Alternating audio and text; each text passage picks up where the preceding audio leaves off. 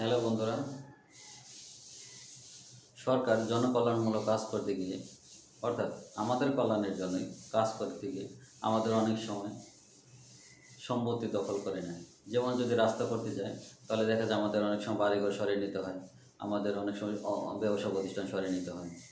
আসলে এর মাধ্যমে কিন্তু সরকার ক্ষতিপূরণ প্রদান করে থাকে। আর ক্ষতিপূরণ অনেকে পায়, আবার অনেকে পায় না। যদি কেউ ক্ষতিপূরণ না পেয়ে থাকেন তাহলে কিন্তু আপনি সরকারের বিরুদ্ধে মামলা করতে পারবেন।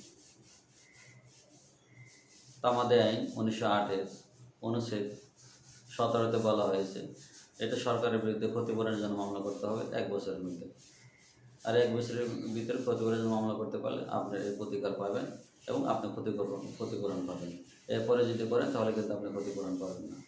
তাই এরকম তথ্যমূলক ভিডিও পেতে লাইক, কমেন্ট, শেয়ার করুন। ধন্যবাদ সকলকে। আসসালামু আলাইকুম।